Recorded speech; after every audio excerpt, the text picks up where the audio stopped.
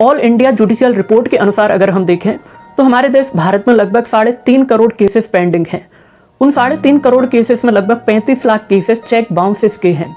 हमारे देश भारत में चेक बाउंसेस के केसेस दिन प्रतिदिन बढ़ते जा रही हैं और लगभग कई लाखों केसेस हैं जो कई सालों से, कई दशकों से पेंडिंग पड़े हुए हैं।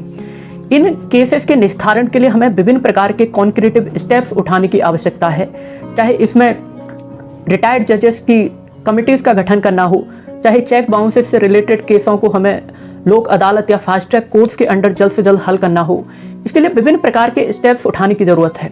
जैसा कि हम सभी जानते हैं, चेक बाउंसेस के केसेस एक कंपाउंडेबल ऑफेंस है और नेगोशिएबल इंस्ट्रूमेंट एक्ट 81 के अंडर चेक बाउंसेस के केसेस एक प्रकार से क्रिमिनल लायबिलिटी है। अगर एक व्यक्ति चेक बाउंस करता है तो अंडर सेक्शन 138 के अंडर उस व्यक्ति के खिलाफ कानूनी कार्रवाई हो सकती है। चेक बाउंस का केस अगर किसी कंपनी के द्वारा किया जाता है तो इसमें अंडर सेक्शन 138, 141 और 142 के अंडर कानूनी कार्रवाई हो सकती है। एडिशनली सीआरपीसी ऑफ सेक्शन 420 के तहत, जो कि ऑफेंस ऑफ चीटिंग को दिखाता है, उसके खिलाफ भी कानूनी तौर पर कार्रवाई की जा सकती है। हमारे देश भारत में चेक बाउंसेस के केसेस दिन प्रतिदिन क्यों बढ़ रही हैं? अगर कारणों को जानेंगे तो हम पाएंगे कि पार्टीज के द्वारा छोटी मोटी गलतियों के कारण चेक बाउंस का मुख्य कारण है।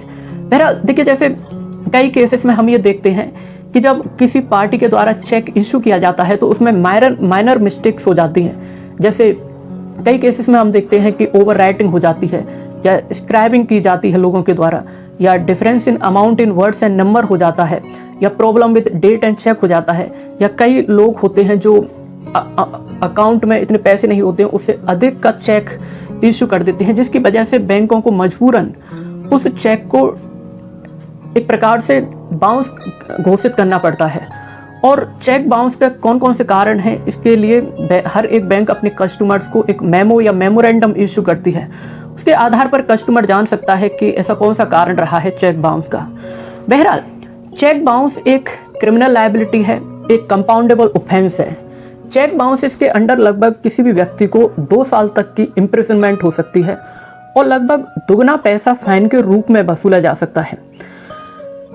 चेक बाउंसेस के केसेस के निस्तारण के लिए या जल्द से जल्द केसेस हल हो सकें, इसके लिए हमें रिफॉर्मेटिव स्टेप्स उठाने की आवश्यकता है, जिसमें चेक बाउंसेस के केसेस को समन ट्रायल से समरी ट्रायल्स पर चलाने की आवश्यकता है।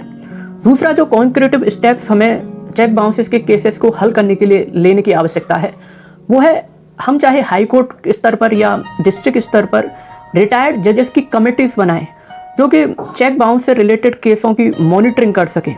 दूसरी ओर देखिए, जैसे फास्ट ट्रैक कोर्ट्स के अंडर अगर हम चेक बाउंसेस के केसेस को लेकर के आते हैं तो इससे चेक बाउंसेस के केसेस जो कई साल या कई दशक से पेंडिंग पड़े हुए हैं उन्हें हम हल कर सकते हैं। दूसरी ओर देखिए, चेक बाउंसेस के केसेस को हल करने के लिए हम लोक अदालत की भी मदद ले सकते हैं या मेडिएशन के थ्रू भी हम केसेस को हल कर सकते हैं। तो चेक बाउंसेस के केसेस को जल्द से जल्द हल किया जा सके, जो लाखों